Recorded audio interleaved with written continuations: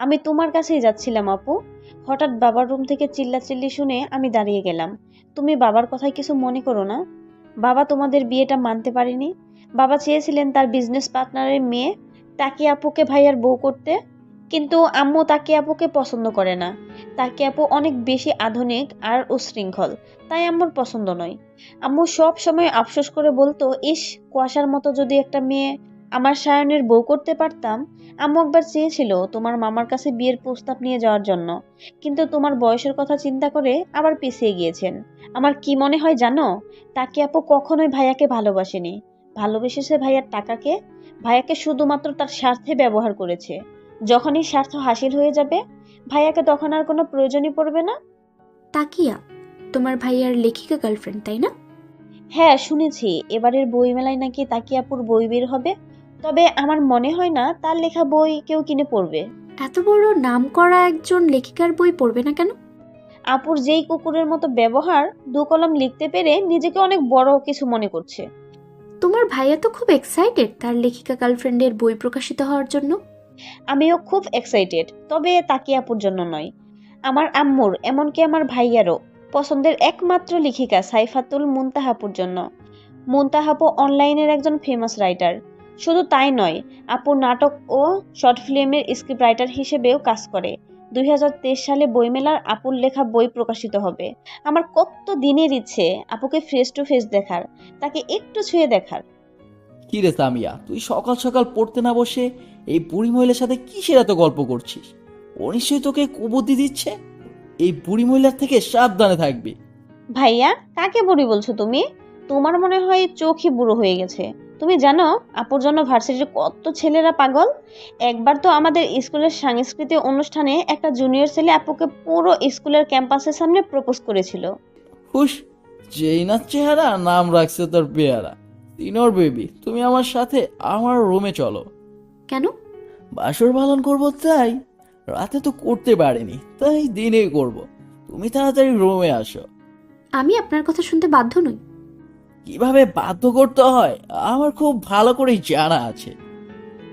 আমি যখন বলেছি যাব না, আমার সম্পূর্ণ কথা শেষ হওয়ার আগেই সায়ান আমার হাত ধরে টানতে টানতে ওর রুমে নিয়ে গিয়ে দরজা বন্ধ করে দিয়ে শার্টের বোতাম খুলতে খুলতে আমার দিকে এগোতে লাগলো। এ কি, কোন ধরনের অসভ্যতামি শুরু করেছেন? শার্টের বোতাম খুলছেন কেন? তোমাকে দেখাতে। ছি ছি, আমি কি আপনার বডি দেখতে চাইছি? ডার্টি মাইন্ডের লোক একটা। I hate your dirty mind. তোমাকে এইটাই দেখাতে চাচ্ছি যে তুমি গরম পানি ছুঁড়ে আমার বুকে কি অবস্থা করেছো। দেখো কিরকম লাল বর্ণ ধারণ করেছে। তুমি কিভাবে পারলে ওই রকম ভাবে গরম পানি ছুটতে? নিজের বেলায় চালডা আর পরের বেলায় ধান্ডা। আপনি যে অমানুষের মতো আমাকে সিগারেটের আগুন দিয়ে পুড়িয়ে দিলেন, সে বেলায় কিছুই না। আপনাকে গরম পানি ছুঁড়েছি, বেশ করেছি। নেক্সট টাইম এই আঘাতই আপনাকে মনে করিয়ে দিবে আমার সাথে লাগতে আসার পরিণতি। এখন দরজা খুলুন, আমি বের হব। কি হলো, কথা কানে যায় না? ঠিক আছে, আমি নিজেই খুলে নিচ্ছি। বলেই যেই না দরজা খুলতে যাব, তখনই সায়ন পিছন থেকে আমার হাত মুচড়ে দিয়ে বলল, এত তাড়াতাড়ি আমি তোমাকে ছাড়ছি না সিনিয়র বেবি। আঘাত যখন তুমিই দিয়েছো, মলমও তুমিই লাগাবে। আমি কেন? আপনার লেখিকা গার্লফ্রেন্ডকে ফোন করুন, সে এসে আদর সোহাগ করে ক্ষত সারিয়ে তুলবে। তোমার ওই নোংরা মুখে তুমি আমার গার্লফ্রেন্ডের নাম উচ্চারণ করবে না। শুধুমাত্র তোমার জন্য তাকে আজ হসপিটালে মৃত্যুর সাথে পাঞ্জা লড়ছে। এর জন্য তুমি দায়ী। তাকে আজ যদি সত্যিই কিছু হয়ে যায়, আমি কিন্তু তোমাকে ছেড়ে কথা বলবো না। ও মা গো, টুরু লাভ! আপনার টুরু লাভ কখনোই আপনাকে ভালোবাসে। আপনার লেখিকা গার্লফ্রেন্ড আপনাকে বলেছে সে সুইসাইড করতে বসেছে, কিন্তু আপনি কি সচক্ষে দেখেছেন? দেখেননি তো? না দেখেই আপনার লেখিকা গার্লফ্রেন্ডের অ্যাকাউন্টে হাজার হাজার টাকা ট্রান্সফার করেছেন। This is the main point. আপনার লেখিকা গার্লফ্রেন্ড কখনোই আপনাকে চায়নি, চেয়েছে আপনার টাকা। এখন আপনার মনে প্রশ্ন জাগতে পারে, আমি আপনার ব্যাপারে এত কিছু কিভাবে জানলাম? আম্মু শুধুমাত্র আমার কলিগ নয়, আমার একজন ভালো বন্ধু। আপনার প্রত্যেকটা কথা আম্মু আমার সাথে শেয়ার করত। আপনার নারী নক্ষত্র জেনে আপনাকে বিয়ে করেছে। কুয়াশা ম্যাম, আপনি খুব ভালো লেকচার দিতে পারেন। অনেক লেকচার শুনিয়েছেন। এবার দয়া করে ফ্রিজ থেকে বরফ নিয়ে এসে আমার ক্ষতস্থানে লাগিয়ে দিন। আমার ঠেকা পড়েনি, আমি পারবো না, নিজের কাজ নিজে করে নিন। বিয়ে করেছি কি নিজের কাজ নিজে করার জন্য? তার উপর আবার সিনিয়র বউ বিয়ে করেছি। ভাবছি ব্যবসা বাণিজ্য সব বাদ দিয়ে বোর টাকায় বসে বসে খাবো। আমি কিছু বলতে যাব তার আগেই দরজায় টোকা পড়লো। আপু, তুমি কি ভেতরে আছো? ভাইয়ার সাথে কিসের এত গল্প করছো? তাও আবার দরজা বন্ধ করে দিয়ে। আম্মু এক্ষুনি ডাকছে তোমাকে, তাড়াতাড়ি আম্মুর রুমে এসো। ঠিক আছে সামিরা, তুমি যাও, আসছি আমি। তুমি কোথাও যাচ্ছ না সিনিয়র বেবি, আগে আমার ক্ষতস্থানে বরফ লাগিয়ে দাও। আমি পারবো না, আম্মু ডাকছে, আসছি আমি বলেই দরজা খুলে চলে আসলাম। আম্মু ডাকছো? হ্যাঁ বস, তোদের বিয়েটা যেহেতু হুট করে হয়ে গিয়েছে, কেউ তোদের বিয়ের ব্যাপারটা জানে না, তাই আমি চাচ্ছিলাম ছোটোখাটো একটা বৌভাতের আয়োজন করতে। তোর মামা মামিও তো আমাদের বাসায় আসেনি, এই সুযোগে তাদেরও দেখা হয়ে যাবে। না না আম্মু, শুধু শুধু কি দরকার আছে মানুষ আসানোর? আমাদের সমাজ জুনিয়রকে বিয়ে করাটা ভালো চোখে দেখে না, সেখানে আমাদের সম্পর্কটাই ভিত্তিহীন। সেখানে কি প্রয়োজন আছে ঘরটা করে লোকজন জানানোর?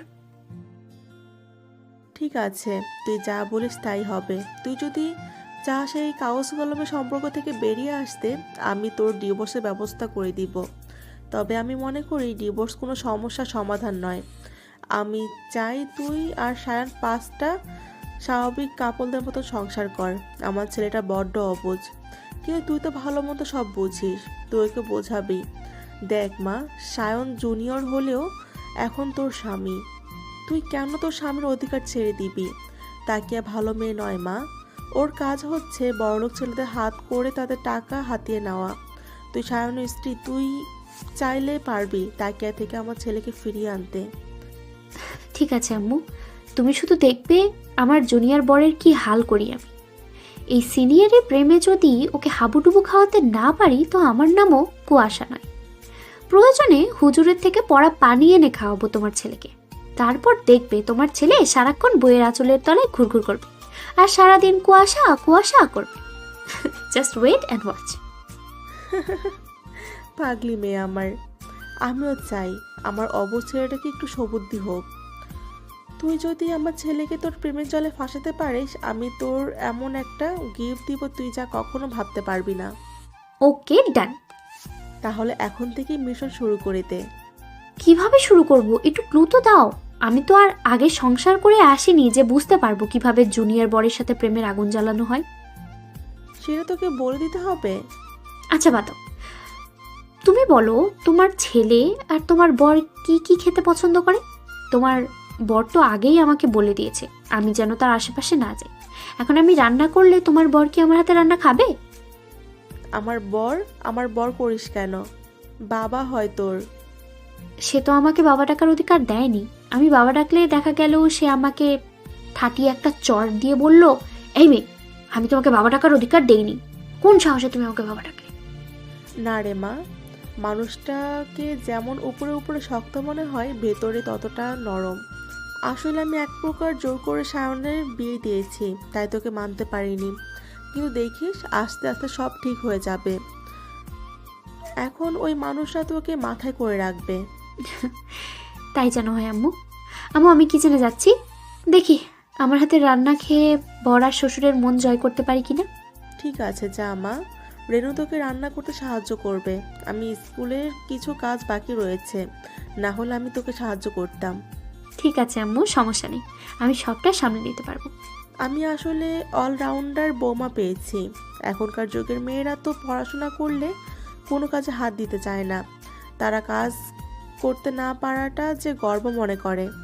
অথচ আমার মেয়েটা একজন মাধ্যমিক বিদ্যালয় শিক্ষিকা হয়েও সব কাজে পারদর্শী। সবাই তো আর আমার মতো বাবা মা মরা মেয়ে নয় আম্মু। আমি কি তোর মা নয়? এরপর তুই যদি আর কখনো মুখে বাবা মা মরা মেয়ে বলতে শুনি, তখন আমি তোর মুখ সেলাই করে দিব। সরি আম্মু, ভুল হয়ে গেছে, এই যে দেখো কান ধরছি। এইবারের মতন ক্ষমা করে দিলাম, নেক্সট টাইম কিন্তু পিটুনি পড়বে। ওকে আম্মু। আমি কি আপনাকে হেল্প করবো আপামনি?